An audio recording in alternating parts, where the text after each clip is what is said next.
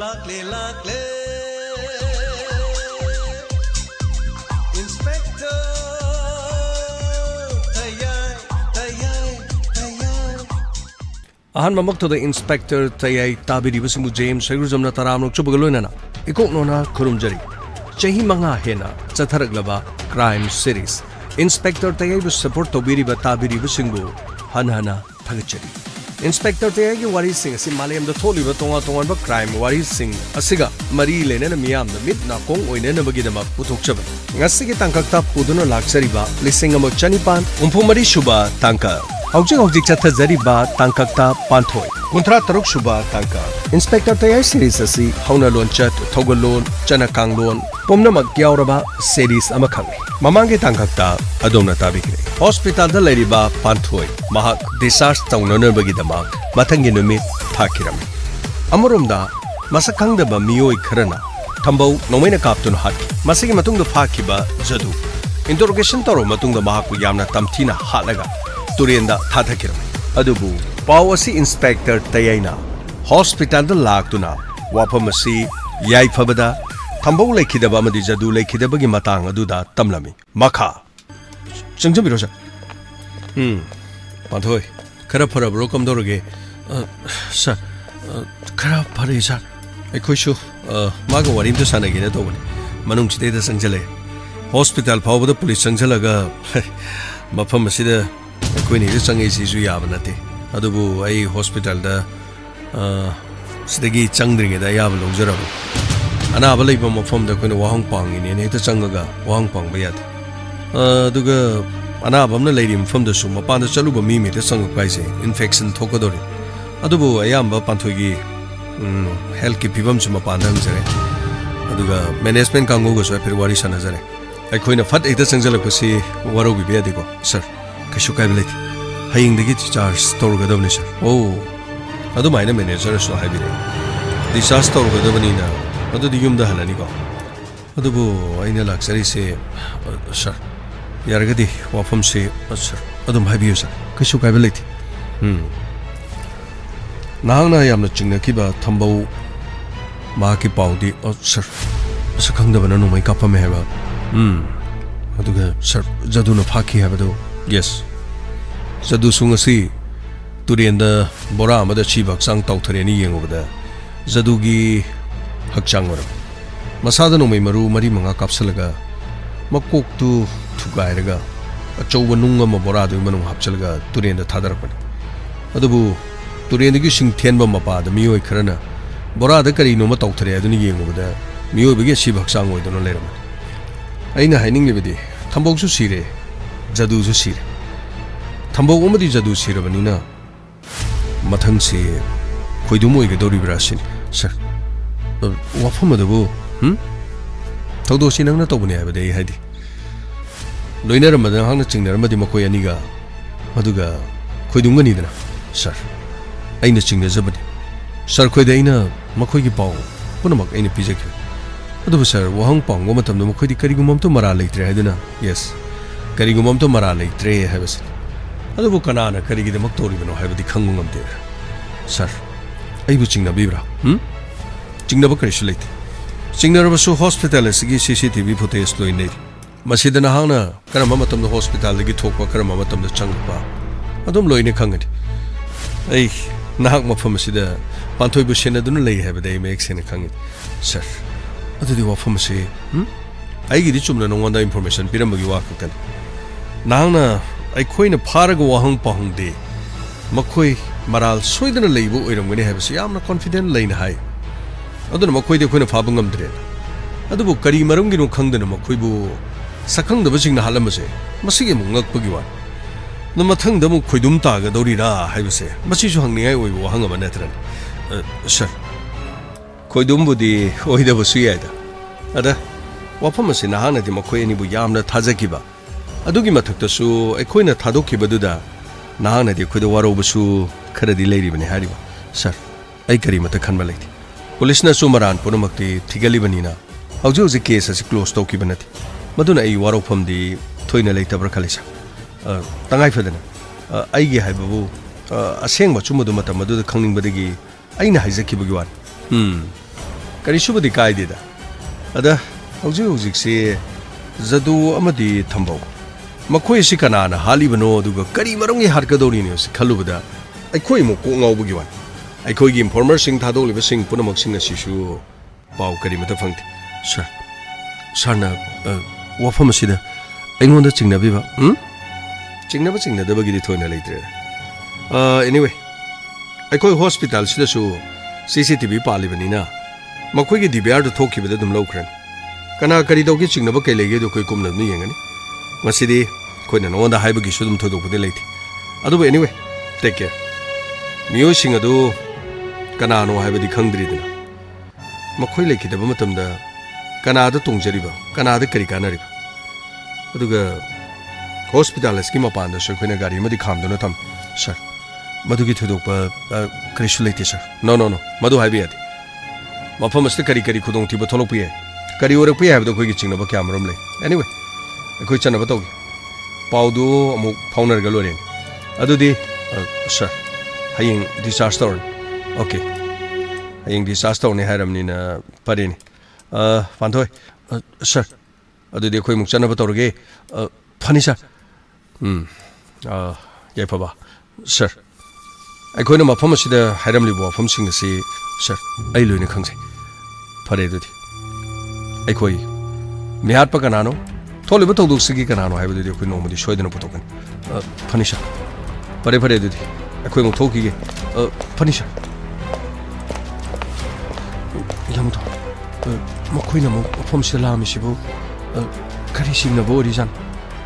ꯈꯪꯗꯦ ꯑꯩꯁꯨ ꯂꯥꯛꯂꯤꯕꯁꯤꯅꯗꯤ ꯆꯤꯡꯅꯕ ꯀꯔꯤꯒꯨꯝꯕ ꯈꯔꯗꯤ ꯁꯣꯏ ꯂꯩꯔꯝꯗꯧ ꯃꯥꯜꯂꯤ ꯑꯗꯨꯕꯨ ꯊꯧꯗꯣꯛ ꯑꯁꯤꯗꯤ ꯑꯩꯒꯗꯤ ꯀꯔꯤꯝꯇ ꯃꯔꯤ ꯂꯩꯅꯕ ꯅꯠꯇꯦ ꯑꯗꯣ ꯌꯥꯝꯊꯣ ꯃꯤ ꯑꯅꯤ ꯁꯤꯔꯦ ꯍꯥꯏꯕꯗꯨꯕꯨ ꯑꯅꯤꯗꯤ ꯁꯤꯔꯦ ꯑꯍꯥꯟꯕꯗ ꯁꯤꯔꯤꯗꯨꯅ ꯊꯝꯕꯧ ꯑꯅꯤꯁꯨꯕꯁꯤꯅ ꯖꯗꯨ ꯑꯗꯨꯗꯤ ꯃꯈꯣꯏꯅꯤꯃꯛ ꯂꯝꯕꯤꯗ ꯑꯩꯉꯣꯟꯗ ꯀꯦꯜꯂꯛꯈꯤꯕ ꯃꯥꯅꯤ ꯅꯉꯣꯟꯗ ꯀꯦꯜꯂꯛꯈꯤꯕ ꯃꯤꯁꯤꯡꯗꯣ ꯉꯥꯛꯇꯅꯤ ꯑꯗꯨꯗꯤ ꯃꯈꯣꯏ ꯂꯩꯇ꯭ꯔꯕꯅꯤꯅ ꯑꯃꯨꯛ ꯍꯌꯦꯡ ꯑꯩꯈꯣꯏꯅ ꯌꯨꯝꯗ ꯍꯟꯈꯤꯕ ꯃꯇꯝꯗ ꯑꯩꯈꯣꯏꯗ ꯑꯀꯤ ꯑꯈꯪ ꯅꯪꯅ ꯌꯨꯝꯗ ꯍꯟꯕ ꯍꯥꯏꯕꯗꯤ ꯌꯥꯝꯊꯣ ꯊꯥ ꯑꯍꯨꯝ ꯐꯥꯔꯗꯤ ꯑꯩ ꯑꯃꯨꯛ ꯌꯨꯝꯗ ꯍꯟꯒꯗꯧꯔꯤꯕꯅꯤ ꯑꯩꯈꯣꯏ ꯃꯉꯥꯜꯒ ꯑꯣ ꯍꯣꯏꯗ ꯃꯇꯝ ꯑꯗꯨꯗꯗꯤ ꯀꯔꯤꯁꯨ ꯇꯧꯔꯣꯏꯗꯅ ꯑꯗꯨꯒꯤ ꯈꯜꯂꯨꯔꯗꯤ ꯐꯔꯦ ꯃꯈꯣꯏ ꯑꯅꯤ ꯂꯩꯇ꯭ꯔꯗꯤ ꯑꯀꯤ ꯑꯈꯪ ꯄꯤꯔꯛꯇꯕꯗꯤ ꯑꯗꯨꯕꯨ ꯃꯈꯣꯏ ꯑꯅꯤꯗ ꯏꯟꯁꯤꯟꯕ ꯑꯃ ꯌꯥꯎꯔꯝ ꯇꯥꯔꯒꯗꯤ ꯃꯇꯨꯡꯗ ꯑꯃꯨꯛ ꯊꯧꯗꯣꯛ ꯑꯗꯨ ꯊꯣꯛꯂꯛꯑꯣꯏ ꯍꯥꯏꯅꯤꯡꯉꯥꯏꯗꯤ ꯂꯩꯇꯦ ꯌꯥꯝꯊꯣ ꯑꯗꯨꯗꯤ ꯀꯝꯗꯧꯒꯅꯤ ꯇꯧꯔꯤꯁꯤ ꯅꯈꯣꯏꯅ ꯂꯩꯔꯤꯕ ꯌꯨꯝꯗꯨꯁꯨ ꯈꯔ ꯌꯨꯝꯗꯣꯡꯕ ꯑꯣꯏ ꯑꯗꯨꯕꯨ ꯅꯈꯣꯏꯒꯤ ꯅꯈꯨꯔꯥꯁꯤꯡ ꯅꯈꯣꯏꯒꯤ ꯄꯥꯕꯨꯡꯒ ꯄꯣꯛꯃꯤꯟꯅꯕ ꯑꯇꯣꯞꯄ ꯀꯅꯥꯝꯇ ꯂꯩꯇ꯭ꯔꯕ꯭ꯔꯅꯤ ꯑꯩꯈꯣꯏꯒꯤ ꯏꯄꯟ ꯑꯃ ꯂꯩ ꯏꯄꯟꯗꯨꯅ BP ꯁ꯭ꯇ꯭ꯔꯣꯛ ꯇꯧꯗꯨꯅ ꯂꯩꯕꯗꯒꯤ ꯍꯧꯒꯠꯄ ꯑꯗꯨꯝ ꯉꯝꯗ꯭ꯔꯕ ꯏꯈꯨꯔꯥ ꯑꯃꯒ ꯑꯃꯨꯛ ꯂꯩ ꯏꯈꯨꯔꯥꯗꯨꯅ ꯃꯃꯤꯡꯅ ꯕꯤꯀꯦꯟ ꯀꯧꯏ ꯈꯔ ꯌꯨ ꯈꯔ ꯊꯛꯑꯒ ꯀꯥꯔꯟ ꯈꯔ ꯇꯥꯏ ꯑꯗꯨꯒ ꯏꯄꯟꯒ ꯏꯃꯥꯕꯣꯛꯀꯗꯨꯗꯤ ꯌꯥꯝꯅ ꯐꯩ ꯑꯗꯨꯒ ꯏꯄꯟꯒꯤ ꯃꯆꯥꯅꯨꯄꯥ ꯑꯗꯨꯒ ꯑꯩꯈꯣꯏꯒꯤ ꯈꯥꯇꯣꯟꯒꯤ ꯏꯈꯨꯔꯥꯗꯨꯒꯤꯁꯨ ꯃꯥꯒꯤꯁꯨ ꯃꯆꯥꯅꯨꯄꯤ ꯑꯗꯨ ꯃꯆꯥꯅꯨꯄꯥꯁꯤꯡ ꯂꯩ ꯑꯗꯨꯗꯤ ꯃꯈꯣꯏꯗꯤ ꯅꯈꯣꯏꯒ ꯀꯔꯤꯝꯇ ꯆꯪꯅꯗꯕ꯭ꯔꯣ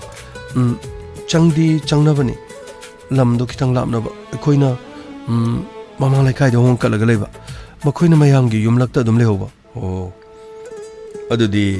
ꯅꯪꯒꯤ ꯊꯣꯛꯂꯤꯕ ꯊꯧꯗꯣꯛꯁꯤꯡ ꯑꯁꯤ ꯈꯪꯂꯕꯁꯨ ꯃꯈꯣꯏꯗꯤ ꯊꯣꯏꯅ ꯍꯪꯂꯛꯂꯔꯣꯏ ꯏꯃꯥꯒ ꯄꯥꯕꯨꯡꯒ ꯂꯩꯈꯤꯗꯕꯗꯒꯤ ꯃꯈꯣꯏꯗꯤ ꯌꯦꯜꯂꯛꯀꯅꯤ ꯍꯥꯏꯗꯅ ꯑꯩꯈꯣꯏꯗ ꯐꯥꯎꯕ ꯏꯃꯥꯒ ꯄꯥꯕꯨꯡꯒ ꯁꯣꯔꯥ ꯂꯣꯏꯔꯒ ꯃꯈꯣꯏꯗꯤ ꯊꯣꯏꯅ ꯂꯥꯛꯈꯤꯗ꯭ꯔꯕꯅꯤ ꯃꯤꯑꯣꯏꯕ ꯍꯥꯏꯕꯁꯦ ꯑꯉꯛꯄꯅꯤ ꯃꯁꯥ ꯃꯁꯥꯒꯤ ꯑꯣꯏꯖꯕ ꯐꯪꯕ ꯃꯐꯝ ꯑꯗꯨꯗ ꯃꯁꯥ ꯃꯁꯥꯅ ꯊꯋꯥꯏ ꯌꯥꯎꯅ ꯑꯗꯨꯝ ꯆꯠꯅꯤ ꯑꯣꯏꯖꯕ ꯐꯪꯂꯣꯏ ꯈꯜꯂꯕ ꯃꯐꯝ ꯑꯗꯨꯗꯗꯤ ꯃꯥꯏ ꯐꯥꯎꯕ ꯑꯣꯟꯁꯤꯟꯗꯦ ꯃꯗꯨꯗꯤ ꯂꯥꯏꯔꯗꯅ ꯃꯗꯨꯗꯒꯤ ꯊꯣꯛꯂꯛꯄ ꯃꯤ ꯐꯥꯎꯕꯗ ꯀꯧꯅꯕ ꯅꯠꯇꯦꯗ ꯌꯥꯝꯅ ꯆꯨꯝꯅ ꯍꯥꯏ ꯌꯥꯝꯊꯣ ꯑꯗꯨꯕꯨ ꯌꯥꯝꯊꯣ ꯑꯩ ꯁꯤꯗꯒꯤ ꯆꯠꯈ꯭ꯔꯒ ꯃꯈꯣꯏ ꯑꯅꯤꯅ ꯌꯦꯠꯂꯔꯣꯏ ꯍꯥꯏꯔꯕꯅꯤꯅ ꯑꯩꯒꯤ ꯑꯣꯏꯅꯗꯤ ꯌꯥꯝꯅ ꯂꯥꯏꯕꯛ ꯐꯕꯅꯤ ꯌꯦꯠꯇꯕꯗꯨꯒꯤꯗꯨꯕꯨꯗꯤ ꯌꯥꯝꯅ ꯂꯥꯏꯕꯛ ꯐꯕ ꯑꯣꯏꯒꯗꯧꯔꯤꯕ ꯑꯗꯩꯗꯤ ꯏꯟꯁꯤꯟꯕ ꯀꯥꯡꯕꯨꯅ ꯑꯣꯏꯔꯝ ꯇꯥꯔꯒꯗꯤ ꯏꯟꯁꯤꯜꯂꯤꯗꯨ ꯀꯅꯥꯅꯣ ꯍꯥꯏꯕꯗꯨꯃꯗꯤ ꯑꯃꯨꯛ ꯂꯨꯗ꯭ꯔꯣ ꯌꯥꯝꯊꯣ ꯑꯗꯨꯗꯤ ꯀꯃꯥꯏꯅ ꯇꯧꯅꯤ ꯍꯌꯦꯡ ꯏꯆꯦ ꯅꯨꯄꯥ ꯑꯃꯨꯛ ꯆꯠꯈ꯭ꯔꯒ ꯑꯗꯨ ꯑꯣꯏꯔꯒꯅ ꯈꯨꯗꯣꯡ ꯆꯥꯗ꯭ꯔꯦ ꯍꯥꯏꯔꯕꯗꯤ ꯄꯨꯂꯤꯁꯇ ꯑꯣꯏꯔꯁꯨ ꯀꯔꯤꯗ ꯑꯣꯏꯔꯁꯨ ꯄꯥꯎ ꯄꯤꯕ ꯇꯥꯔꯦꯗꯅ ꯌꯥꯝꯊꯣ ꯑꯩ ꯌꯥꯅꯤꯗ ꯑꯗꯨꯒꯤꯗꯤ ꯑꯗꯨꯝ ꯃꯇꯝꯗꯨꯗ ꯄꯨꯂꯤꯁꯇ ꯑꯣꯏꯔꯁꯨ ꯑꯗꯨꯝ ꯑꯩ ꯁꯣꯏꯗꯅ ꯑꯗꯨꯝ ꯄꯥꯎ ꯄꯤꯖꯒꯦ ꯌꯥꯅꯤꯗ ꯈꯨꯗꯣꯡ ꯆꯥꯗꯕ ꯂꯩꯔꯗꯤ ꯅꯪ ꯑꯗꯨꯝ ꯑꯩꯈꯣꯏꯗ ꯍꯥꯏꯔꯛꯄꯁꯨ ꯌꯥꯅꯤꯗ ꯌꯥꯅꯤ ꯏꯌꯥꯝꯕꯗꯣ ꯑꯗꯨꯗꯒꯤꯗꯤ ꯑꯩꯈꯣꯏ ꯉꯝꯅꯕ ꯑꯗꯨꯝ ꯁꯣꯏꯗꯅ ꯑꯗꯨꯝ ꯍꯣꯠꯅꯖꯒꯦ ꯐꯔꯦꯁꯦ ꯄꯣꯠ ꯆꯩ ꯑꯇꯩ ꯑꯇꯩ ꯄꯨꯒꯗꯕꯁꯤꯡꯗꯨ ꯀꯔꯤ ꯀꯔꯤ ꯋꯥꯠꯂꯤꯕꯅꯣ ꯁꯤꯗ ꯂꯩꯔꯤꯁꯦ ꯑꯃꯨꯛ ꯍꯣꯁꯄꯤꯇꯥꯜꯒꯤꯗꯤ ꯁꯤꯗ ꯂꯩꯔꯦ ꯐꯃꯨꯡ ꯐꯤꯔꯣꯟ ꯑꯗꯨꯒ ꯃꯈꯣꯏꯒꯤ ꯁꯤꯗ ꯇꯦꯂꯤꯐꯣꯟ ꯇꯤꯚꯤ ꯔꯤꯃꯣꯠ ꯑꯦꯁꯤꯒꯤ ꯔꯤꯃꯣꯠ ꯁꯤ ꯃꯉꯥꯏꯔꯦꯅꯦ ꯃꯥꯅꯦ ꯑꯃꯨꯛꯇꯣ ꯑꯇꯩꯗꯤ ꯗꯁꯕꯤꯟꯒꯤ ꯁꯤꯗ ꯂꯩꯔꯤꯕꯁꯤꯒ ꯑꯁꯤ ꯃꯣꯏꯒꯤꯅꯤ ꯑꯩꯈꯣꯏꯒꯤꯗꯤ ꯁꯤꯗ ꯂꯩꯔꯤꯕꯁꯤꯡ ꯐꯔꯦ ꯑꯗꯨꯗꯤ ꯐꯤꯔꯣꯟꯁꯤꯡ ꯑꯁꯤ ꯑꯩ ꯈꯔ ꯂꯣꯏꯁꯤꯟꯕꯤꯔꯒꯦ ꯌꯥꯅꯤ ꯑꯃꯨꯛꯇꯣ ꯑꯩ ꯑꯗꯨꯝ ꯂꯣꯏꯁꯤꯟꯖꯒꯦ ꯍꯩ ꯌꯥꯅꯤ ꯀꯔꯤꯅꯣꯅꯦ ꯑꯩ ꯑꯗꯨꯝ ꯈꯔ ꯄꯥꯏꯒꯦ ꯌꯥꯅꯤ ꯌꯥꯝꯇꯣ ꯑꯩ ꯑꯗꯨꯝ ꯄꯥꯏꯖꯒꯦ ꯌꯨꯝ ꯌꯧꯈ꯭ꯔꯗꯤ ꯁꯤꯗꯒꯤ ꯑꯩꯈꯣꯏ ꯍꯜꯂꯛꯑꯅꯤꯅ ꯍꯥꯏꯕꯗꯅꯦ ꯃꯊꯪ ꯋꯣꯛꯊꯔꯗꯧꯅꯤ ꯑꯩ ꯏꯃꯥꯗꯁꯨ ꯄꯥꯎ ꯇꯝꯈ꯭ꯔꯒꯦ ꯑꯗꯨꯒ ꯏꯇꯩꯃ ꯈꯣꯏꯗꯁꯨ ꯉꯁꯤ ꯅꯨꯃꯤꯗꯥꯡ ꯐꯥꯎꯕꯒꯤꯗꯤ ꯆꯥꯛꯇꯨ ꯄꯣꯔꯛꯑꯣ ꯑꯗꯨꯒ ꯍꯌꯦꯡ ꯑꯌꯨꯛꯀꯤꯗꯤ ꯄꯣꯔꯛꯑꯅꯨ ꯃꯐꯝ ꯑꯗꯨꯗ ꯂꯥꯛꯑꯒ ꯆꯥꯔꯒꯦꯅ ꯑꯗꯨꯝ ꯍꯥꯏꯈ꯭ꯔꯒꯦ ꯇꯧꯕꯅꯤ ꯍꯣꯏ ꯌꯥꯏꯌꯦ ꯑꯃꯨꯛꯇꯣ ꯑꯗꯨꯗꯤ ꯀꯔꯤꯅꯣ ꯄꯣꯠ ꯆꯩꯁꯤꯡ ꯑꯁꯤ ꯌꯥꯔꯦ ꯋꯥꯅꯤ ꯑꯩ ꯇꯧꯒꯦ ꯋꯥꯅꯤ ꯅꯪꯁꯨ ꯑꯅꯥꯕꯅꯤ ꯍꯥꯏꯕꯒꯤ ꯃꯇꯤꯛ ꯐꯔꯦꯁꯦ ꯌꯥꯝꯃꯨꯊꯣ ꯑꯗꯨꯗꯤ ꯁꯤꯒꯤ ꯄꯣꯠ ꯆꯩꯁꯤꯡꯁꯦ ꯌꯥꯔꯦ ꯑꯩ ꯄꯥꯏꯒꯦ ꯀꯩꯗꯧꯔꯒꯦ ꯅꯪꯕꯨ ꯑꯣꯟꯊꯣꯛꯄꯅꯤꯍꯦ ꯅꯪꯁꯤꯗꯤ ꯌꯥꯝꯃꯨꯊꯣ ꯍꯩ ꯀꯩꯅꯣ ꯁꯣꯔꯝꯃꯣꯏꯗꯣꯏꯔꯣ ꯁꯦ ꯅꯃꯥꯏ ꯊꯛ ꯊꯗꯅ ꯑꯩꯅ ꯇꯧꯔꯨꯅ ꯑꯩꯅ ꯁꯤ ꯄꯥꯏꯒꯦꯅ ꯍꯥꯏꯔꯒ ꯑꯩꯗꯤ ꯈꯨꯠ ꯅꯥꯝꯃ ꯌꯥꯗ꯭ꯔꯦ ꯍꯥꯏꯕ ꯀꯧꯊꯣꯔꯛꯑꯦ ꯌꯥꯝꯃꯨꯊꯣ ꯏꯈꯠ ꯈꯠꯆꯟꯅꯔꯗꯅ ꯐꯖꯅ ꯁꯤ ꯄꯥꯏ ꯌꯥꯗ꯭ꯔꯣ ꯈꯨꯠ ꯅꯥꯝꯃꯗꯤ ꯌꯥꯗꯕꯗꯨꯗ ꯌꯥꯗ꯭ꯔꯗꯤ ꯑꯩ ꯄꯥꯏꯒꯦꯅ ꯍꯥꯏꯔꯦ ꯅꯪꯁꯨ ꯊꯕꯛꯁꯦ ꯐꯒꯠꯂꯛꯈ꯭ꯔꯦꯅꯦ ꯀꯔꯤ ꯃꯅꯥꯅꯣ ꯅꯪ ꯂꯧꯅꯤꯡꯉꯤꯗꯨꯕꯣ ꯌꯥꯝꯃꯨꯊꯣ ꯑꯗꯨꯒꯤ ꯅꯠꯇꯦ ꯅꯪꯅ ꯈꯜꯂꯤꯁꯦ ꯅꯪ ꯑꯅꯥꯕꯅꯤ ꯃꯤꯅꯨꯡꯁꯤ ꯂꯩꯅꯕ ꯅꯪ ꯊꯕꯛꯁꯤꯡ ꯑꯁꯤ ꯅꯪ ꯅꯊꯟꯗ ꯄꯪꯇꯧ ꯇꯧꯔꯒꯦ ꯁꯤꯅꯤꯅꯦ ꯌꯥꯝꯃꯨꯊꯣ ꯑꯗꯨꯒꯤ ꯅꯠꯇꯦ ꯍꯌꯦꯡ ꯆꯠꯅꯤ ꯍꯥꯏꯕꯗꯨꯗ ꯌꯥꯔꯦ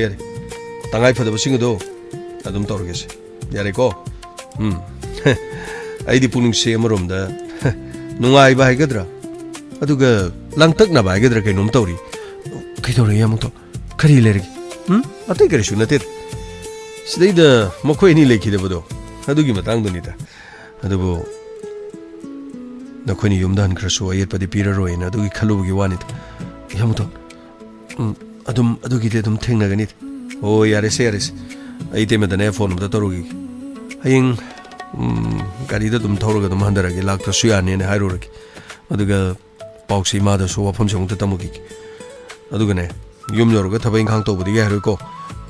ꯍꯣꯏ ꯌꯥꯝꯃꯨꯊꯣ ꯇꯧꯗ ꯌꯥꯗꯕ ꯑꯗꯨꯝ ꯑꯕꯣꯛꯁꯤꯒꯤ ꯊꯕꯛꯈꯩ ꯍꯣꯏꯅꯦ ꯌꯥꯔꯦꯅꯦ ꯅꯪ ꯉꯥꯏꯍꯥꯛ ꯂꯩꯔꯒ ꯑꯕꯣꯛꯁꯤ ꯉꯥꯏꯍꯥꯛ ꯂꯩꯔꯒ ꯃꯊꯧ ꯈꯪꯗꯦ ꯅꯪꯒꯤ ꯃꯤꯡꯒꯧꯁꯦ ꯃꯦꯟ ꯃꯥꯟꯅꯕ ꯇꯥꯗꯦ ꯑꯩ ꯁꯤꯗ ꯐꯣꯟ ꯇꯧꯔꯨꯈꯤꯒꯦꯀꯣ ꯍꯣꯏ ꯌꯥꯝꯃꯨꯊꯣ ꯑꯩꯒꯤ ꯄꯨꯟꯁꯤ ꯑꯩꯒꯤ ꯃꯄꯣꯛ ꯁꯤꯕꯨ ꯍꯧꯅꯔꯤꯕ꯭ꯔꯥ ꯑꯩꯒꯤ ꯄꯨꯛꯅꯤꯡ ꯑꯩꯒꯤ ꯋꯥꯈꯜ ꯀꯔꯤꯒꯤꯗꯃꯛꯇ ꯈꯪꯍꯧꯗꯅ ꯂꯥꯡꯒꯣꯏ ꯆꯟꯕꯒꯨꯝ ꯇꯧꯔꯤꯕꯁꯤꯅ ꯀꯔꯤꯒꯤ ꯑꯣꯏꯁꯨ ꯑꯣꯏꯔꯣꯏꯗꯧꯕ ꯃꯪ ꯑꯃꯗ ꯑꯩꯅ ꯇꯥꯍꯧꯔꯤꯕ ꯃꯪꯂꯥꯟ ꯑꯩꯒꯤ ꯊꯃꯣꯏꯁꯤꯅ ꯂꯥꯡꯇꯛꯅꯔꯤꯕꯅ ꯀꯔꯤꯒꯤ ꯎꯕ ꯐꯪꯂꯔꯣꯏꯗꯕ ꯃꯤ ꯑꯃꯕꯨ ꯎꯕ ꯐꯪꯂꯅꯤ ꯈꯟꯗꯨꯅ ꯍꯔꯥꯎꯖꯕꯒꯨꯝ ꯆꯥꯕ ꯐꯪꯂꯔꯣꯏꯗꯕ ꯄꯣꯠꯁꯛ ꯑꯃꯕꯨ ꯆꯥꯕ ꯐꯪꯒꯅꯤ ꯈꯟꯗꯨꯅ ꯈꯟꯖꯕ ꯈꯪꯗꯦ ꯏꯁꯥꯒꯗꯤ ꯃꯇꯤꯛ ꯆꯥꯟꯅꯗꯅ ꯂꯝꯍꯦꯜꯂꯕ ꯊꯃꯣꯏꯁꯤꯅ ꯈꯜꯂꯛꯂꯤꯕ ꯋꯥꯈꯜꯁꯤꯡ ꯑꯁꯤꯕꯨ ꯀꯔꯤ ꯋꯥꯈꯜ ꯀꯅꯥꯗ ꯀꯔꯝꯅ ꯑꯩꯅ ꯇꯝꯂꯨꯕꯁꯨ ꯌꯥꯔꯣꯏꯒꯅꯤ ꯇꯝꯅꯤꯡꯉꯥꯏꯗꯤ ꯑꯝꯇ ꯂꯩꯕꯁꯨ ꯅꯠꯇꯦ ꯌꯥꯝꯃꯨꯊꯣ ꯍꯩꯃꯥ ꯑꯩꯗꯤ ꯑꯩ ꯀꯧꯔꯕꯩ ꯅꯤꯡꯉꯨꯔꯦ ꯃꯍꯥꯛꯇꯤ ꯂꯩꯔꯝꯗ꯭ꯔꯦ ꯑꯩꯅ ꯑꯃꯨꯛ ꯇꯨꯕꯗ ꯃꯥꯅ ꯍꯧꯒꯠꯄꯤꯕ ꯅꯠꯇꯦ ꯑꯩꯒꯨꯝꯕ ꯑꯃꯅ ꯑꯗꯨꯒꯨꯝꯕ ꯃꯪꯕ ꯌꯥꯕ ꯅꯠꯇꯦ ꯑꯩꯒ ꯃꯥꯒ ꯌꯥꯝꯅ ꯈꯦꯠꯅꯩ ꯃꯥꯗꯤ ꯑꯇꯤꯌꯥ ꯊꯛꯇ ꯊꯣꯛꯄ ꯊꯥꯖꯒꯨꯝꯕꯅꯤ ꯑꯩꯅ ꯂꯩꯈꯣꯝ ꯂꯩꯅꯥꯡ ꯃꯔꯛꯇ ꯃꯤ ꯈꯪꯕꯤꯗꯅ ꯁꯥꯠꯆꯕ ꯂꯩꯁꯥꯠ ꯃꯄꯨꯡ ꯐꯥꯗ꯭ꯔꯤꯕ ꯂꯩꯔꯥꯡ ꯑꯃꯒꯨꯝ ꯑꯗꯨꯒ ꯃꯍꯥꯛꯇꯤ ꯑꯇꯤꯌꯥꯗ ꯊꯣꯛꯄ ꯊꯋꯥꯟꯃꯤꯆꯥꯛ ꯅꯨꯃꯤꯠ ꯊꯥꯖ कानदब वाने कोक सानब पोचै सिंग से लोशन की इमा खुद नाम से यादबने हित कौथोप इंगाव गावरी सासे ऐसे अंगावबी गुमले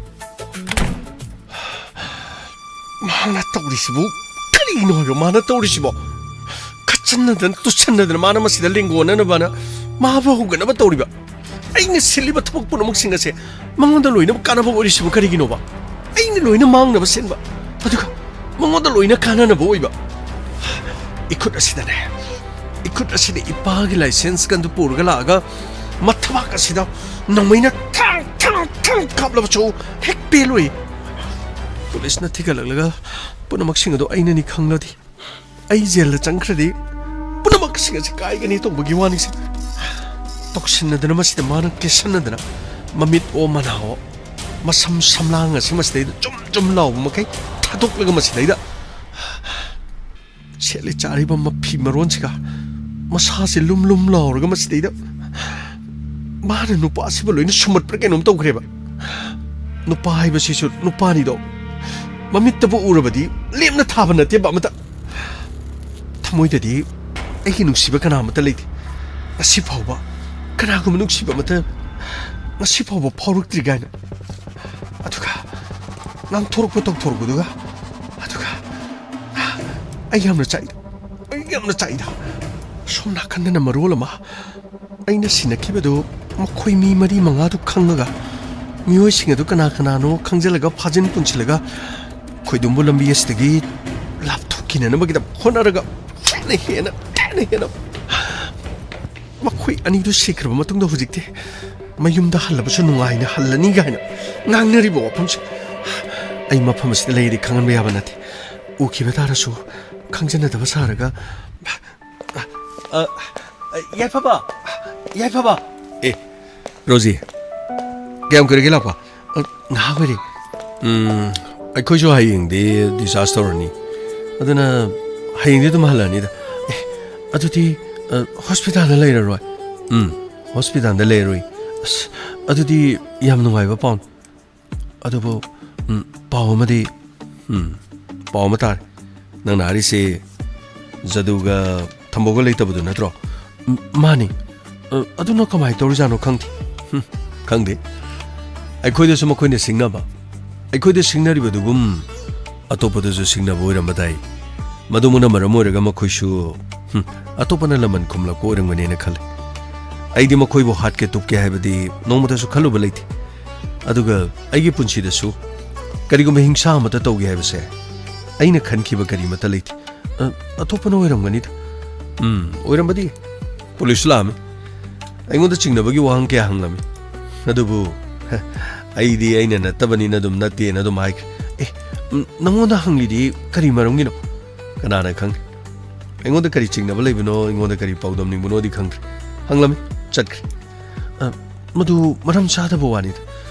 makhoina taina bangamdraga karino somda nangoda taina ge gaina khalli jal adugidi kari leibino haibadi khang aingoda di wahang du kharadi hangam makhoini doini amna chingna kiba mamangi thodo panthoi de lambi de thalaga ken kiba madugi matungda na panthoi gi mopanu pamangal da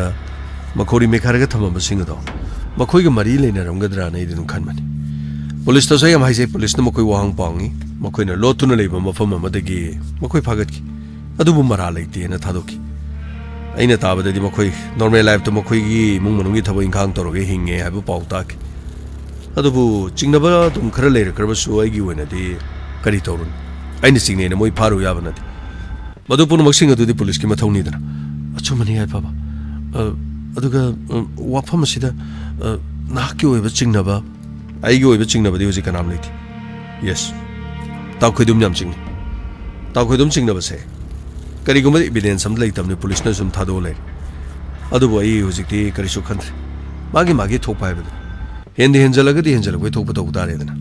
hoi phares sewa se tos sum tension lai dana dum loiba tares adu haying se pung kya da ai gari da lobu laura yani gari sida dum ai punna dum lag aduga ima khode soi pau pikri aduga ningol sing makhode su pau loina pikri tajok su aduga te ma soi pau loina pikri oh adu di me am loina khanga jani ne पाउसे I खक्ता ngairame khangamdris hoi itema koi khangadi nang khangani na dum haidabani pharine adudi he bai ai chalamage adudi panthoi una roidro yare ai ma ka kesu una ningde ai di nang leibagi lakpani nangi khanbagi sida lakpani te khanam da khanti hoi hoi maruma pang hai se aduni phare ado chaladra hoi ai saloki numisho taslan siragidi ahing simale laga mathangi numita man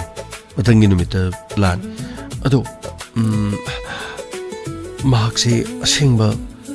yumasi mong nati ko khangi ki doge engonda khari chingna ba leirino aigi punchi doju phawde ina sime hele haiba nungsiba kanam ta leite aduga nungsi da basu leite kari haige da no kangti ai isagi obede ai kari mata khangde haibada yare nangi du yuado adudagi sungenenti ai chaluki hayingdo adudi ai sideida yarni nangsi da lan ada dum leram ima khoi yamba khoi aduga te te kainingon sing loi ngai leramani poche khara loisanga da bale hori ayamba loisalaga numidangi horen kharangana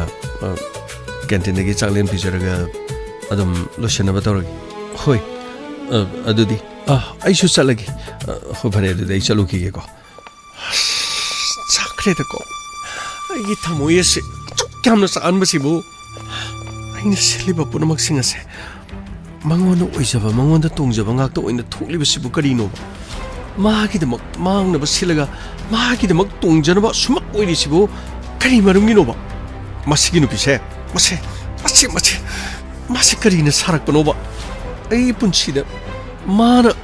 yamno khurau thangli basibu kari marungi no ba pare chale hai na koi kare le ni ge poche ye yamba loi no loiselabani ko hai ore ne gari de gi poro poche chin do sa noi na koi lokthana na ba chem saro ne mawani do bu kadai chakrage asobai ni pramo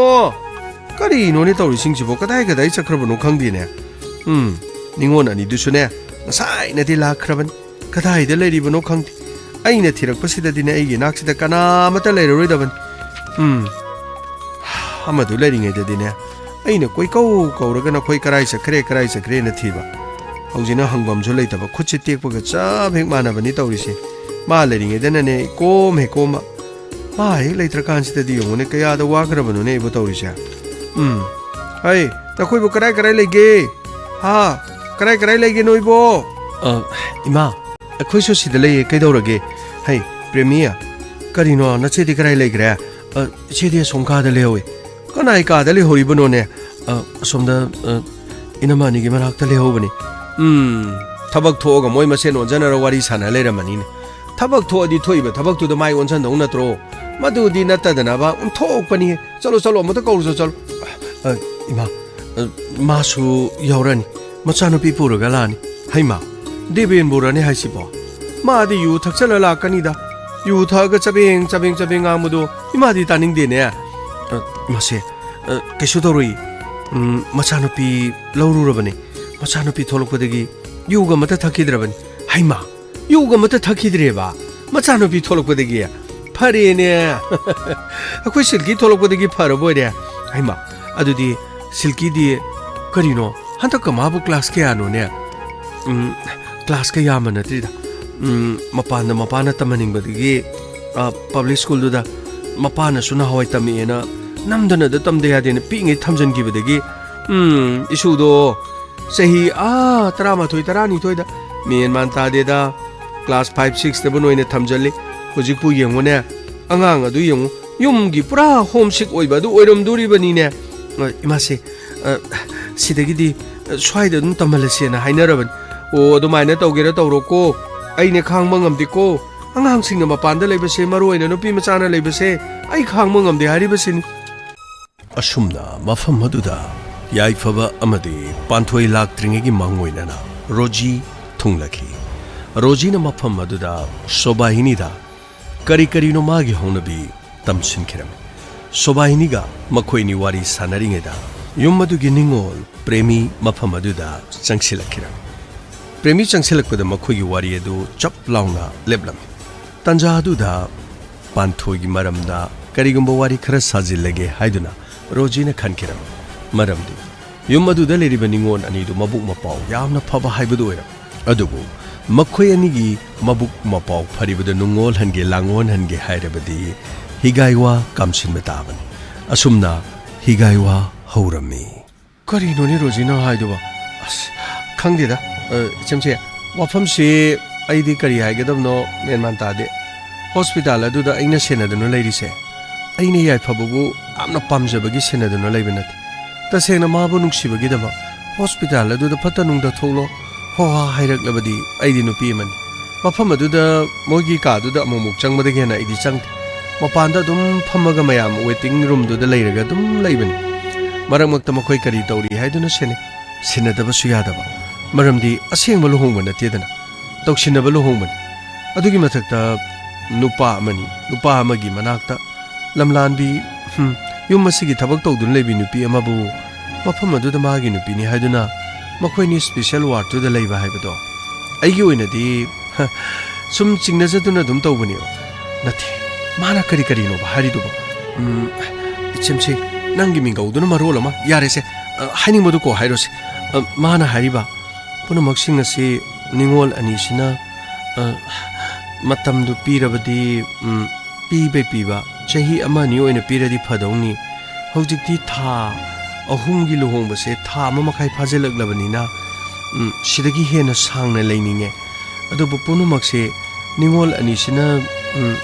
Aibu Mafam still Laginena Yamno Wai Aduna Nigana Mana Haripon Magi Machinduna do Hariba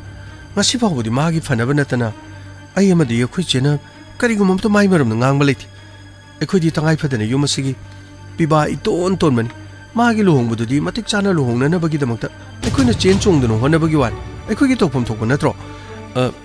Adubudi Chumba A day the Manangang to put a Dukatam Tamjabanico Aina High Hiden Wapam say Madu Muktan Biganuko Hey Tarabra Premier Inum say I Tazere Nang is Uredana I get a Masidida Rojiga Pulna Helegraba Coco Kamnariba Carino Kamnariba Somdana Canano Nukamibo Canano in your Quipramona Nidana Koyamaginu Pipramona Is Makogi Sandarani Masam Sangido Madu and Yumasigi Mawairani Moina Hariba Mawaidoribani Aina di Somna Kanda Carino Rojino Winanaba no one than a lady Might be Mosiki Hakta Quintina by Dupra Yantinarina Adubu Inuse Hibidi Wapum Stingang Naribasi Kangde ID Marang and a hand get Tamaban Ayiwadina Masamasado in a Tamoba Dum Haven Nahalera di Yoran Makoi Yora di Sidagi di Kumai Kumai Natang Idora Vanida Sidagi di Carino Nahamaki di Marak the Lepu Pamusa Uyadina Projecting Hospital do the Galero Ravanina Carino Kangdeda Imai to Sanabi Sana Ebrakaino Amana to Salamana Ega Hebrakaino Kangdeda me and Manta deda My Pimanupi to Renopano Oga Bocarino I could the Carino Kangela Chadre Put a moxing as a town Pabadungai born over the near I could in a Kodish the tourism and Laxan Madunai the no later than Ibima Ura could you by do with a Mana to my Togavan Aduto Taragadi Town delight Mapamastama no more Pobuchon Tadano Liver Hey Bema do the Dorano Ayang Side Rojiga Monayum Palamon the Muxana Kainaragana Sandarani Namu Ha Yumasigi Mona Mana Muxans Login Aimaduta Liko Amaduta Harrison Roji Mana Quimaram the Dikari High Nasi Kangri the Kari Haidon Ningon Jungai be Mayum Makai Pan below the Masamasagi Mayum the Lege there Kaido Yum the Pepa La Inogana Manane as Carino Purani gave Papa the money gave was a Kamsanman I didn't was it Tamna low in Hangtopa as Kangdida Manane you must see the net Oxenaragane you must see Marani when anybody honor say Aina can but the you must see the ne my matam sang a later Karisho Pabo Eroida you must see the hide you see Rosina Harrison of Taredana ha Taredana Nang Medina to cry Sacre Medina di Tahan Beadro Adubudi A Chemirina with a Sharag Adu Wapamatesi ꯍꯧꯖꯤꯛꯀꯤ ꯅꯤꯡꯉꯣꯜ ꯌꯨꯝꯒꯥꯏꯕꯤ ꯍꯥꯏꯔꯕꯅꯤꯅꯦ ꯃꯥꯅ ꯂꯣꯏ ꯇꯝꯃꯕꯅꯤꯅꯦ ꯅꯈꯣꯏꯁꯦ ꯅꯤꯡꯉꯣꯜ ꯌꯨꯝꯒꯥꯏꯕꯤꯅꯦꯌꯦ ꯅꯤꯡꯉꯣꯜ ꯌꯨꯝꯒꯥꯏꯕꯤ ꯍꯧꯖꯤꯛꯄꯨ ꯃꯥꯅ ꯅꯞꯇꯅ ꯂꯩꯗꯅ ꯊꯥ 3 ꯉꯥꯏꯗꯅ ꯂꯩꯔꯤꯕꯁꯦ ꯃꯥꯅ ꯂꯩꯍꯟꯅꯤꯡꯕ ꯃꯇꯝꯗ ꯅꯨꯄꯥꯗꯣ ꯇꯞꯅ ꯐꯜꯂꯒ ꯊꯝꯕ ꯉꯝꯃꯤ ꯒꯥꯏꯅ ꯍꯥꯏꯕ꯭ꯔꯥ ꯀꯩꯅꯣ ꯍꯩ ꯔꯣꯖꯤ ꯑꯗꯨ ꯅꯠꯇ꯭ꯔꯅꯦ ꯅꯪꯅ ꯍꯥꯏ ꯍꯥꯏꯗꯨꯕꯣ ꯃꯥꯅꯤ ꯅꯝꯁꯤ नुपा फाबबु करिनो नुपीना दुम इराय लायना ngami तप न फलगा थमगरगा लोरे था हुम दे हायरुनु था हुम यौद्रिङे दा गाना इस लोरेदना अखोइना कुथि यंगदना होनदना तौरिबसिदि पुनमक सिंगसि मागी मिचंग चंगदनागा लेरगा माथि मी ओइबगी वांगा ngमद्रि जानिने ओ दुने अखोइना हायबदो अखोइ इमासिनासु ताबिदेदो इमासिसिना अखोइ मिचंग चंगिरा प्रमोगी मिचंग चंगिरा कनागी मिचंग चंगिनोसु खंगिद्रबा हाइरुरगने मसिदैदा युमसिदा अहलमंगी मथक्ता चिन खुमी हाइदनाने अखोइजे चिन खरे यावी हाइदने ता हाइबिरकदोरिबा युमसिदा अहन ओरगा लेमथोकते हाइदना इमाइपि म्यापि मखोइ प्रमोइनगा तौबसिदि करिनोने अंगकपनिने मसिदैदा हा मखोइनगा तौरिसिदि नुंगसिरिरा नुंगसिद्रिरा पांथोइगी सिलिरा संध्यारानिगी सिलिरा मेन मानम तो बुताजेदेने हॉस्पिटल न मिट एक नाबदि मसिदि नोइ तौजौरोना कोक हुनथोगने इना लाइसि करिदोबुनि मागिदा मत मांगदुनो लेरगदोरिया इनमा वासी वावी नमता खनसी सुमाइना तौबदि यार अखोइनति थाउम खक्तनेगा हारगा मादि थाउम हेन चोंदरगा नति खरा लेरगा मरुंग कोंदोरि जालमी हाय करिनो मरुंग कोन बादि अस इनमसे अदुबु खंद्रबरा हाइसिबो होइने आइसु खल्लिबनिने स्पेशल वाटु दनि ने रेदो इस मैपिमा आइना फट संगुबदुने खोंग यादुदने मसिदैदने इमाइपिमा सिदैदि हेक्तने इनाउनु पास तुमदने लेरमबनिने अदिगी अमसिनने मस्ते अनाबनेना तौरदना मस्ते मफी मरोंदुगा करिदुगा करादुगा मस्तेदा इमाइपिमा मिटचे उन्थोकना नाग्रजन सिदगिदि लानी हायरबनिना फरे थबक इंखांदो तब ताइ शो लेरगा मरी मरांगदो फोइदत लेरगा तत्केरा सिगेरा नागेरा सिदगिदि थाउम फाबगा चलो गेट आउट नपामदा चलो नयुमदा चलो ताथोकरदबन इनमसे अदुसु खनरसे दुगा वफमसे अखोइ मासिदा ngaiko अदु इमासिदा तमनु इमासी से पांथो यामना कंखटपन होजे अखोइना तमोरगने अदु अदा अदु तोरखोइ चोकन हाय मोंदो फतनुंगदो थोदे अखोइना तौरिनि हाइदोरिबनिने अस कमदौनि तौरिसिदे हाय नखोइबो तादरबनने नसाइदिगे इना कौरिबसे मता तादे लाओने गाड़ी लाखरे लाओने नोइबो थोलने नोइबो गाड़ी लाखरे चलो नखोइ वोरो खोइदिने मसक्तु येनिंदे मिट कासे तिनबा होबाइबदन इनमसे आइजे थोरगे आइदि कई वो ओ चलो नंग तमो आई हालेरगने थोलागे मसक सिंगदुगा करी थ्वेना तौजा सारिनो खंगदे हाय नखोइबो लाओने कना से माइ जमदा चुरो लाओने मा आई चुरगे अमदा चुरो लाओ मा खुरुमजरी मा यारे होगलो अबोक्से खुरुमजरी लाओ होगलो लाओ सोमदा नंगदी अनाबाबु मांद्रेने अबोक्से हॉस्पिटल फजना लायिंगबदगी आइदि नाहना चलसेना हाइबने अदैदा यामुतोनसु यादबा ओ फरगला इसे फरबने सिदगी पिट नारदि कमाय तौनी इंगोय नंग सिदैदा डॉक्टर ना थबक सुबदि हाइरोइन हाइबन ऑफमसे मसाय निंगोंदा तमखरबन कइनो हाइसिबो डॉक्टर ना पाउ पिबिरमब्रो डॉक्टर नतेने डॉक्टर दगी हेनबा इचा नुपा लेरिसिदी इचा नुपा ना फोन तौरखरबनिने यानी दबक्सी आइगी तौफम थोपदुदी खुदसि सुमाइना सि बेल फारिसे सि फारगा दम खुद येतना तौबा याबदो आइ अदम तौजगी यारे खुद तो अनि नने हयंग मकान तौसी को लाओ नखुना सागादो महामगने लाओ करिमत चारमरेनु नोइबो हाय कराई चक्रे सोबाइनिया प्रमो कराई चक्रगे हाइमा अमता लाक्तेने तौरिसे प्रमो इमासे चाइंजांग लोइनु लोइजरे कोबीगा खामेना सिमगा आलू खरा हापे अदुगा हवाई पोबली तौरगने अदुगी कांसोइ मा तौरी अदुगा राजमादो खरा सोक मा तौसलगा थाउनि थिरमाइ याउदने खितंग मथक्तंग थाउ सालगा चौ हेजनबिदो होइने सोक तौबदुनि फरेने अदु यारे अतैदी करी nga petak to budu khara ma leiri anaba gi de dum sini yara darana haima nga sina kana no pore ino ne kana no ni imase 산다라니 레 자쿰당가 사이드기 레리브니 이씨 온통으로 파자 그래도고 짜바 탁부지 온통으로 하우동 말에 마주 마면가지는 파자리바 떠오르지 아이 너 코이보 그라이 레레게 라오네 불랍 로이 너 꼬실러가 짜라시네 아이 ngasi디 불랍 짜시고 라오 그라이 자크라보노 하이 데베나도 그라이 자크라 마세 마판다 마차누피가 마차누피 라고데기 유 탁트레다이네 거로 엄타 거로 चलो पुनने sak charji law no khod ham tong na ru law ne ima aibo kuchasi ya ni ke doge nang mo hospital legi na phinoro loi hong to la ba na tro khoi adu budi ma kuchasi o hamo law se theng gra bani nang na sida phamone abokse ai ko na phamjagi mayam yamung ton khoi adu ga ta inam si khoi le ri ba mayam punama 오 낭시대기디 까림도 야오베 야로이도 버니 라오 차인장지 뭐 삭시 함나 파지 오 산데아라니나 통이니 산데아라니나 찬티아라니 아이나 차인장 통바 이러면디 아이나 통거다 아두구나 아이나 반토이기 비자로이 아이나 통바 이러면 좀 비자로이 아이 까리노 나는 모르면 소리도 뭐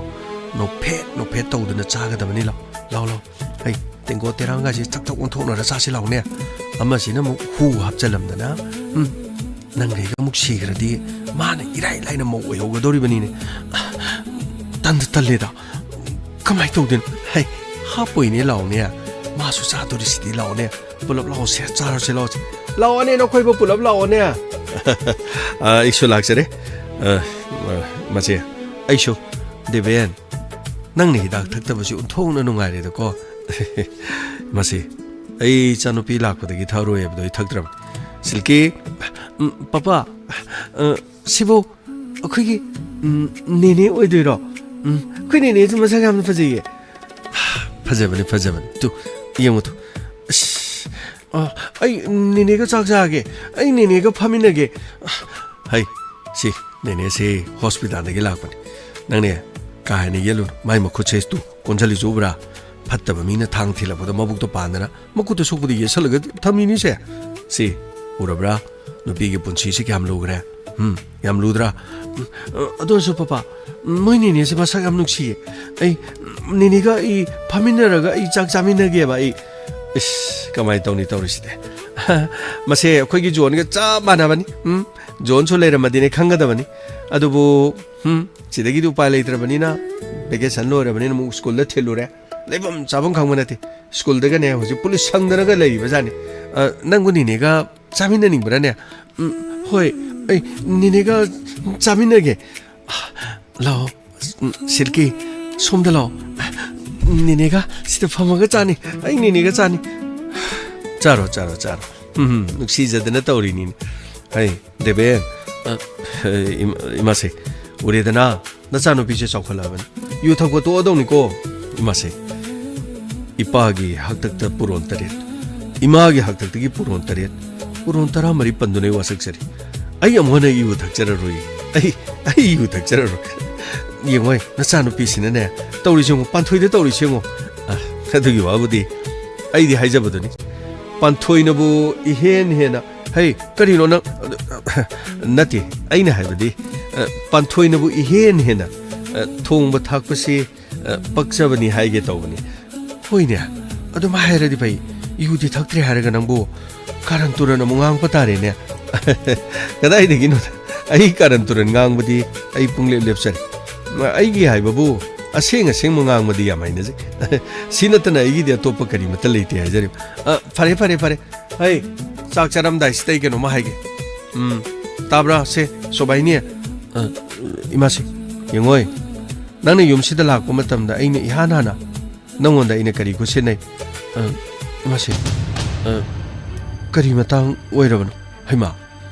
युमसिदा नंगोंदा इने इहानाना लापा कांदा अखोइगी इनेम्बो हाइबदि आइगी इनेम्बो नने अइगोंदा सना ममल यामलबा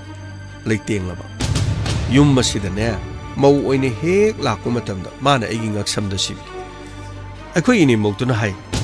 नंगना फनेयाम लेत्रबसु मसिगी लिक्सिदि काइथोकपा यारोय हाय करी मरंगिनो हाय का मफम असिदा लाकबा मौ ओइरो yum masida matang laisi masida liksi matang sigadaban pramoda budi ai sihan kidre maram di kai gino hai kanda pramoda ama nangonda ama piben adubu nangna ahanina nangi do molok thokpa tare aduga nangi liktuna ne yengoi panthoi da mo matam kharagi sibata kai nu ma se habiri dubo likpu lok thoga mingonda siyu hari sibo ai gi sintak to kungunu ne ai so ai gi ni moki mathakta ai khumak lakte adubu imase madi asengba sage sigi maunati tha hum khaktagi hoine adubu tha hum do loidri tha ma khai wali tha ma khai do mangonda selo adugi matungda mung nongonda mung siraga loire ne ko aduga muk yum asida mawu ma lakani dana mawu ma lakpaduda muk sungsoi soidina sengadaba masigi likse aina su oirakte nangna su oibe yaro pramoda saine pikiba madu su oibe yaro hayeng ne nakhoi gi amu na chana mau lakpa matamda makhoi gi macha ma mau du da amuk hojik siriba du de lotho sigedaba phaniyam leitrabasu phaniyam saningai thaningai leitrabasu lik ado kai thoga nakhoi kana matana season ba yar aine haribase nakhoi ingedaba lotho amuk to lotho tha ma makhai khakta ngai rabasu lotho ne se piyo imasi siu abukshi sibu yare season biyo se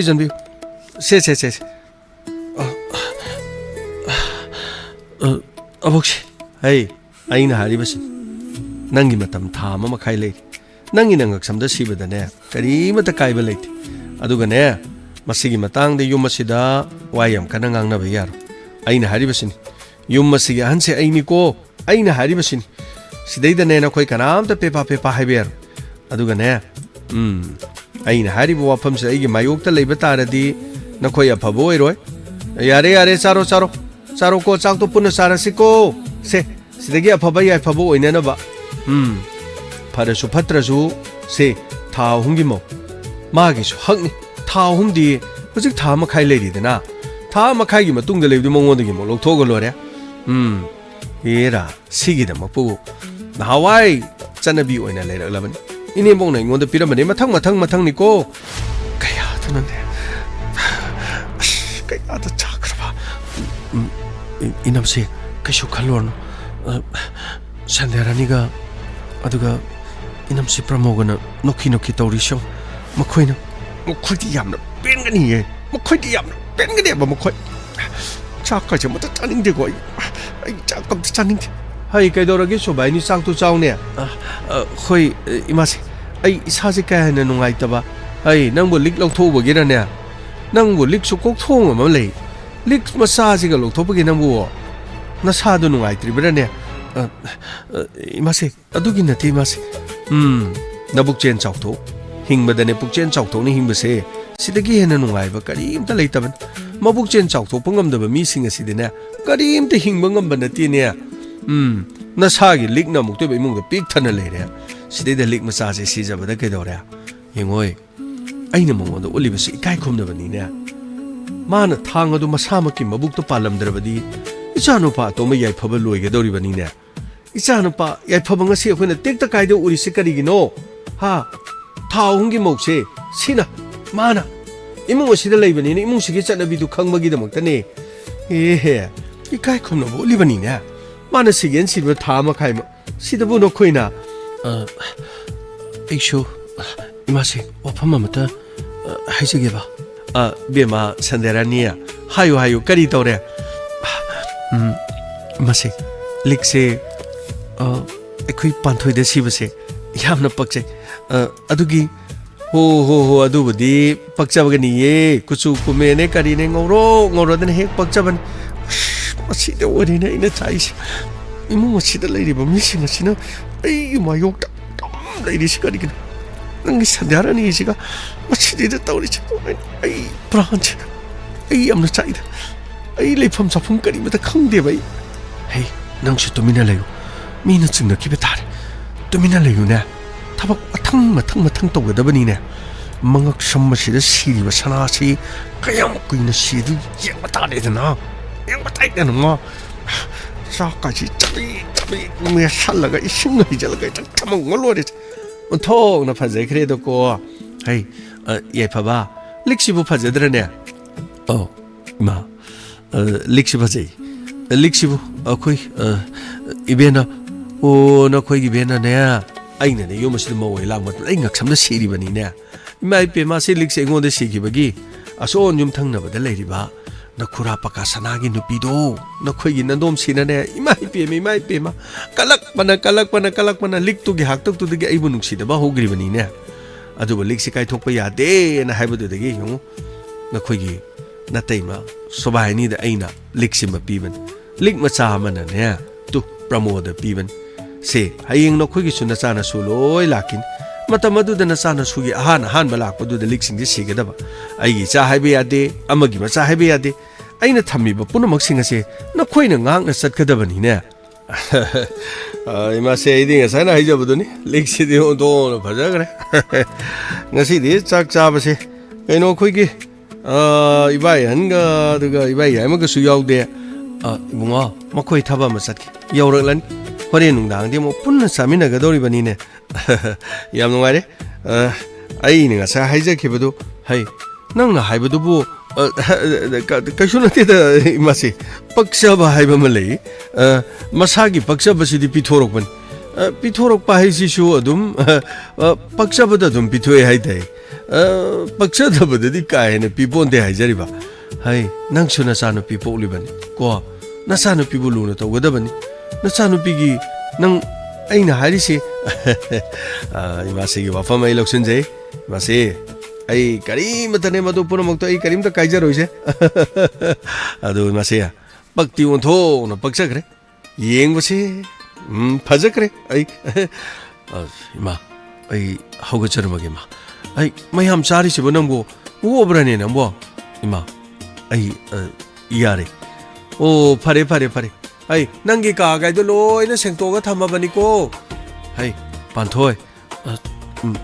aboksi ai ngai jakhin hoi ne yare se nang so hogat ke so hogal odana na khut na ma duga yengoi thabak sing asidi ai khoi dum loi ne tawro da bani promo khoi sandana ni khoi leiri ba sing roji suma su kari no ko lik me am se ma su pheng ba yaw jani ai bu kon pheng ba yaw ai kai do kon pheng ba yaw du ri bai ai kon gam ta pheng hoi ai khara pheng ne nang so mi na chak thum na ko ta na tawri se nang su khare yaw chalu ne kari no khang de na ima mapanda mi malak pamal hai kana no ni lai du kana no kari no hangu dana amuk ta thoga hangu ne hoi ima ai hangu ra kana oi birabano ai se kaino ni ai gi ming biken haidi biken haidi kaino ni ai se ibungo khone di khang da bai dunin ai pathoi gi makhura ni biken o mana wari sabada di yaw hidang lang thak kitang thai hai ba kari hai ba nati mana sum wari sab ho leita laira hai badun hojiki matam da leita laira shen thok ta bai bisidi mi ne kaya masing thagande masidi hauna san nungai baga pulli awabana awabaga pul uchi manaba masen atiada paiminei saktamine samine lemine mioi basumi amaga manaba wakhal manaba singpol hattaba masen adum pulli afaba masen adum pulli kathokpa masen adum pulli ga hainabado ngasidi sana nungai yai phaba montek mongai gi imung asida lei khibasida isu waba yaba ware nungai ba kaya phangatre isa gi mapan machum chaba haigadra kari haigadamno aishu mafam asida ni boy kari boy tawjaraga khajiktang nungai thokpa yabra yengjara isa gi matau tamjaraga mafam asida aishu wafam kharadang haijage haidina lakchabani amuktang aibu unajaba yani sida kakhatbiro ai kokthokjaraki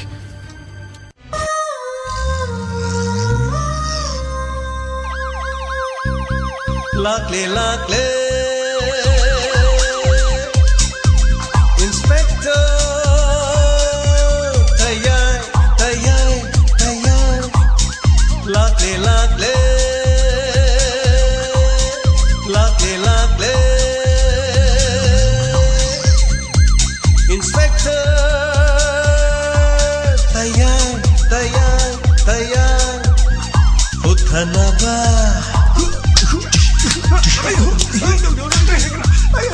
Kanbinaba. Thank you, sir. Welcome. Uthanaba. Kanbinaba. Inspector. Tayay, tayay, tayay. Lakle, lakle. Inspector. Tayay, tayay, tayay.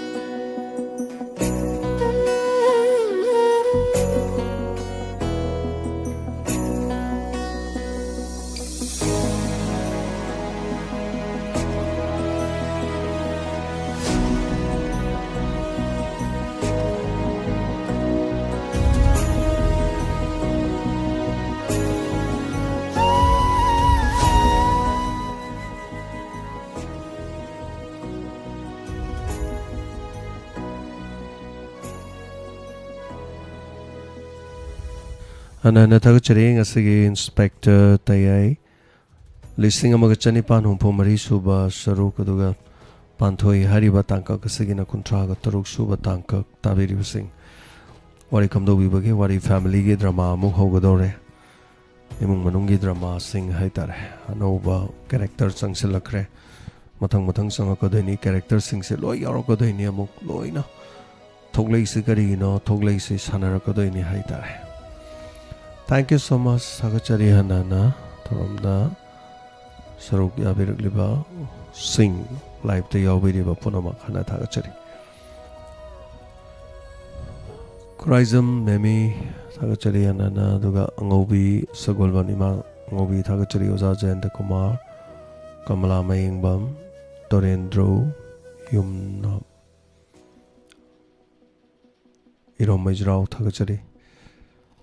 Hanana, Daga Yum King, Tagachari, Sogol Sam Bigarani, Tagachari, Che Bigarani, Tagachari. Rosie safe as in a Chakre, yes. Chakre, Bijenti Horokjam, Sobita, Tagachari, Oishankakre, Kraisa Karno Gangdred, Tespati, Ayekpam. Goroba Kuman, Ibem Sasarokaibam, Bimola Konsam, Kuraija Mami, Renubla, Tagasari Anana, Mutum Langlembi, Ong Sangbong Kamala Devi, Imamani Tombia Same, Tagasari Manda Ilangbam. B. Priyadasini Tagachari. Good morning. Harakusu Yauri Tagachari Taiwari Fazai. Thank you so much. Sobita Devi Soibam. Thank you. Donor Oibiba Sing Maraktasu Tagachari. Madam Sobita Kangembam Langtabal Tagachari. Live the some Ming Manabagi Ningsing Lapaitar Disable Singi Mateng Pang Wagi 10,000 rupees Bibi Rakiba Digi Ima Ibemu 10,000 rupees blind Singi Bibi Rakiba Madam Sumita Tukjom Palising and Bibi Rakiba Tagachari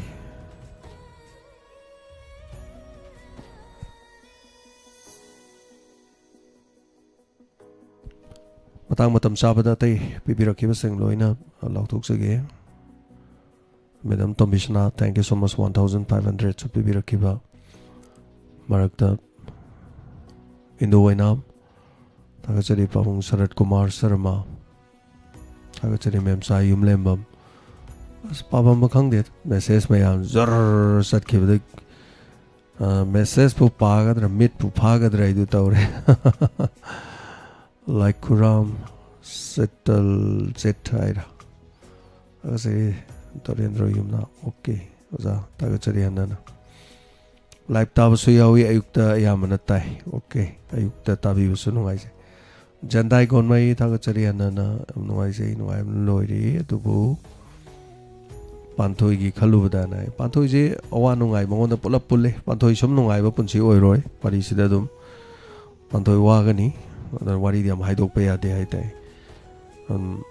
mai pa ga dum chali deno ko wara su mai pa ga chat pado oda kamai tau deno kari tau deno je gyanam ta da bidone ladies mayam khangning ina panthoi je kamai tau lei doino ma je lei gibra lei tar sida ni mayam urina wari si ge roi ba finance khangning is adu di to se adu marak tu da drama mayam wali Adu drama sing dun daina ning ma thung nam ne na mayang ya heng eta tho eta lo hong ala ge ta loi badun na te adana Tagachari hanana mes kari no mesi soibam sela oh sir chap chara loi dun lai ramme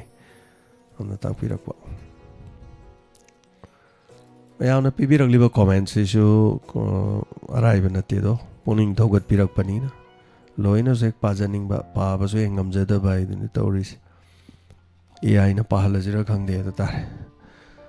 Ronita Gururibam Tagachari tona faza character mayam se amale hoi aina sagali se magi police laga moi da wahang pang ba police sakhiba sei wari ji manung ge wa pham hai tare adagidi manung duda pochai loisan ba dom tu ba Adagi tanja tu damaduna walk pa tu handaba adugi som nakanda mana lummaga yeng leramba mai mathau je hospital da chalaga ada som da mai phatana mane sin bajina dum hai phana ba som oirakpa ayeng la ani harakpa yum da laksalakpa lakpa matam da rojina mok imung manung do nungsi dana bagi adagi kari kari higai wa khara kamjan gare ba ningon sing kari kari khara hai da ba mayam hai gare hai tar Kari torko deno kamai deno dunu maramora kanda roji de yang tiba lako doira kari lako den apaba da lak doira khangde maram di phata bane tor apaba to oigi na hayeng gi da su lak doi wapam se aduni ada magi makhura yung awam le do yung awum la khre ba mo kari harak toino baduno mo o kai ngang ra doira kari torok toino sine makhala ka doise na khaminar se drama ni la ka doise dagi mong sana sian bagi wari duma Imung manung da mau malaga di mau du da sanasian bagi matang ai tare aho da sanasian ga du do moina khalle tha hongi lo hong manina sidra su yai da na khanba macha nu pa gi punsi ga kanjala ni mama ji di macha kan bi ba mi bunung si do manu khangning nu sirak panina ma gi so mangak sam da mane bong na se sanasi si ona pi ba du pi gi matam da songi pakasana gi nu pi du na su yang thibo oi gi ba sonda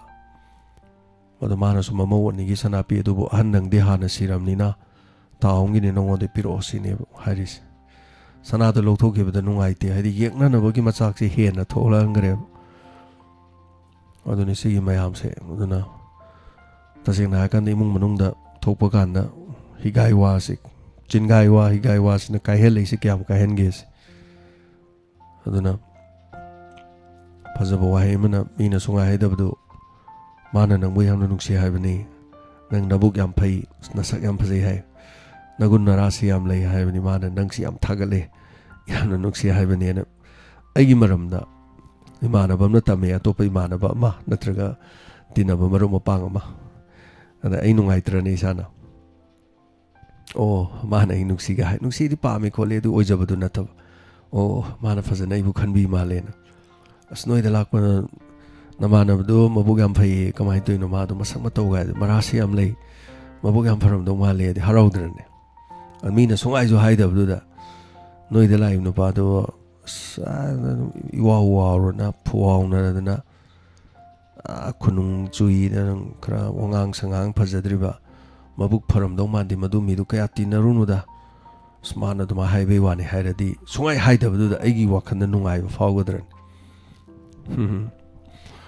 doiwan chingai wa ji geduni da no wari si manung da piri si aduni ada ningon kai so tau jada ningon do su kai nom tau gre ba sum kara kara kai nom tau ko dori manung da koi nei nei dori yam haido roi wari ni da ngasi yam sang bani minute jang khai sangi no thank you so much faida dum lo sin jage anda Pazabasa nupi, patabasa nupi, adana nupi jam ngakre. Fabasa nupi, patabasa nupi, nupi ne yu sungi, nupi ne yu yoli, nupa ne yu thai, nupa sidoki, nupi lokrabi oi hoi, nupi bhot lepi, nupi ne bhot pi de, nupi ne phazai, nupi phazadabana, nupi phazabada kalai. Natraga mabuk phatabana nupi yangsale kangdre wari nupi gi thamoy alugi matte pai lechin gangmai gi wari tar. Thank you so much thagachari ana loisin jage wari sredum laani aduna pambia support obi bangai tabiro wari de drama ni khara dum lairani khara di yaurani monungi karigi karagi thokiba thokidaba chatnariba chana kanglon sing pikthana yaurani sangdoi haigera koithoi haigera tabini na tabiro tabining dam na thina chabiram kaisu kaite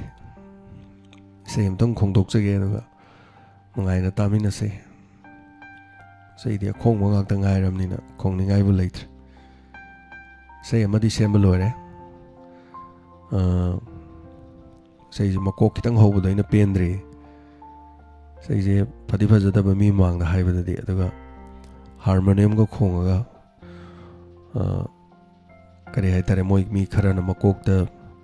yu ngang ma ga thangala phama gazal gi type te sei sa ga nakan da sak thek panu pa amana sei mek tu mongon da sum pan ma gi sei me ma hai tare am phaja bai sei ma ka phaja ba hai ni sai than hai jar da thank you so much saga jari kitang lang thok jage ngasi sum sei ma'am तामिनसे गांगमैगी सही होइन थाजनजरागे ma'am सी तारागा ma'am कितंग नोमिनसे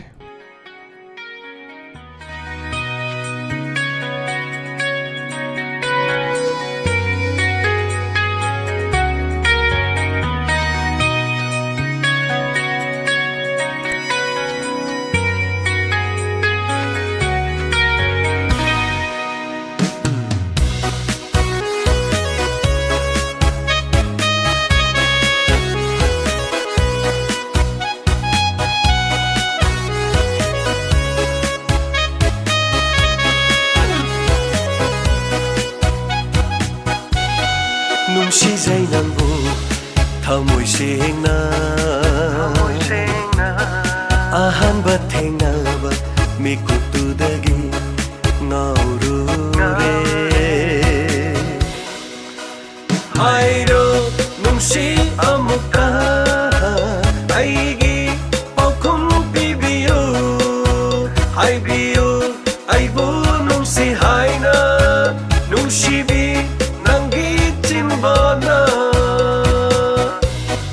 Nungsizay nangbu thamoy sengna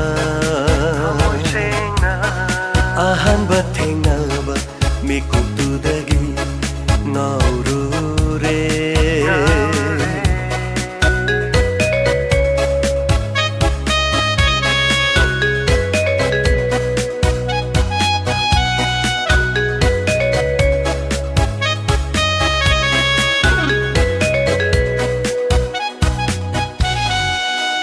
Mangla taibang anida nangbu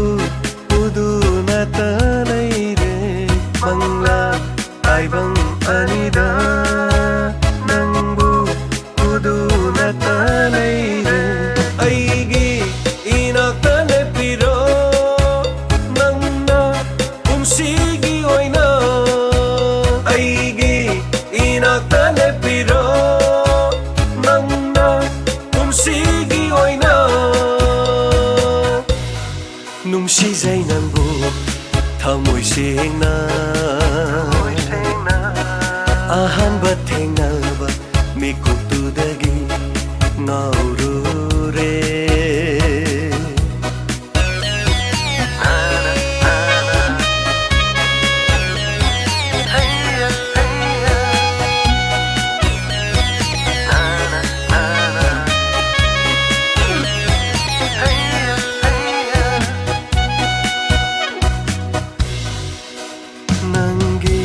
ꯅꯨꯡꯁꯤꯕ ꯃꯤꯅꯣꯛꯇ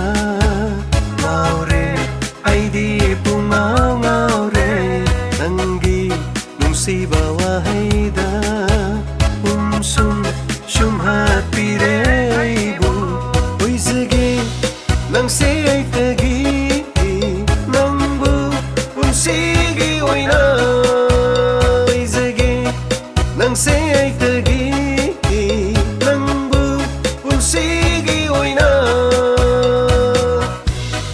ꯅꯨꯡꯁꯤꯖꯩ ꯅꯪꯕꯨ ꯊꯃꯣꯏ ꯁꯦꯡꯅ ꯑꯍꯥꯟꯕ ꯊꯦꯡꯅꯕ ꯃꯤꯀꯨꯞꯇꯨꯗꯒꯤ ꯉꯥꯎꯔꯨꯔꯦ ꯍꯥꯏꯔꯣ ꯅꯨꯡꯁꯤ ꯑꯃꯨꯛꯇ ꯑꯩꯒꯤ ꯄꯥꯎꯈꯨꯝ ꯄꯤꯕꯤꯌꯨ ꯍꯥꯏꯕꯤꯌꯨ ꯑꯩꯕꯨ ꯅꯨꯡꯁꯤ ꯍꯥꯏꯅ ꯅꯨꯡꯁꯤꯕꯤ ꯅꯨꯡꯁꯤꯖꯩ ꯅꯪꯕꯨ ꯊꯃꯣꯏ ꯁꯦꯡꯅ ꯑꯍꯥꯟꯕ ꯊꯦꯡꯅꯕ ꯃꯤꯀꯨꯞꯇꯨꯗꯒꯤ ꯉꯥꯎꯔꯨꯔꯦ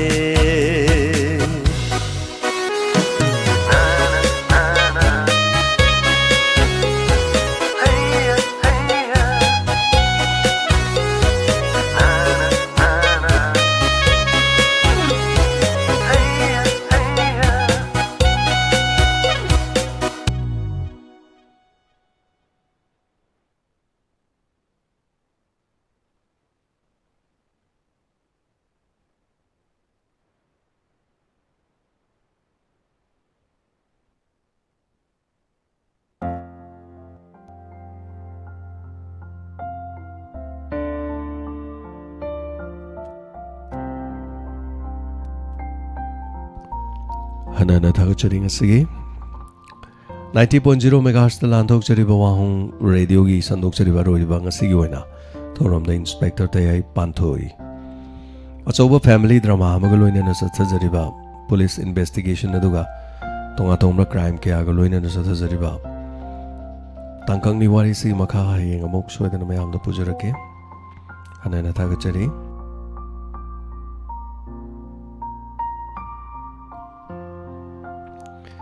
लता सनार की थागचरी कमला मयंगबम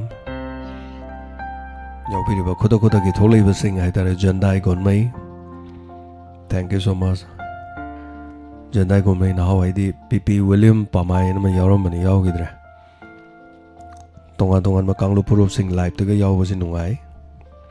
ताबीबा सिंग दा हाइतारे को यावबिरको मखन मथेन लोइन सुना याव Pangani Chinau Singh, Mitei Chinau Singh, Tangkul Naga, Yawadanwai, ma'am. Thank you so much, Sadu. Why sing a single ocean of honors again? Kaibam Helen Sanjoy Hema. What is he Makai and Puduna Laxage, a Sigi the Mutadi, Torom Lotion Genova Yabalog together with Diamond TV, Makatan English movie, Matang. संदोक्सगनी ngasi third place football match lay England namade France pung ani makhai ya lay radi horani boloi bada nongan gani football pamasini yengbiro ko jongha yengjagani paba yai fabu oiminarasi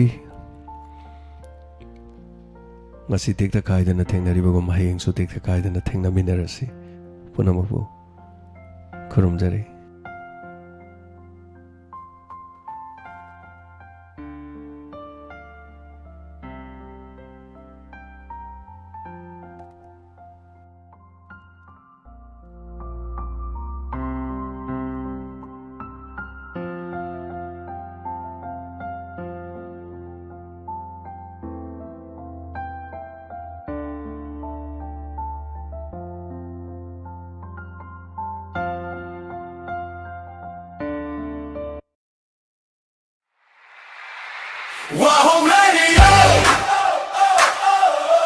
Wahong Radio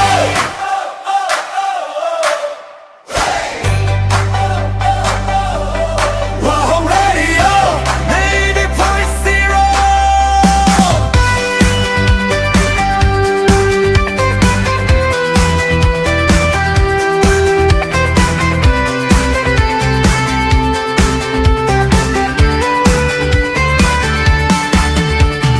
Laikau sunashat lare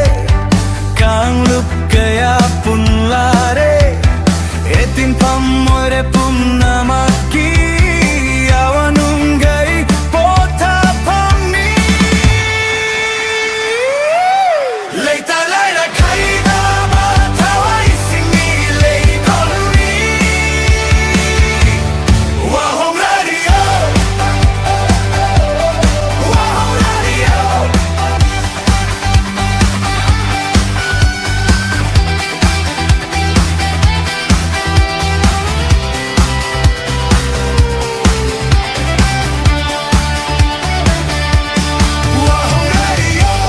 Wahong Radio Wahong Radio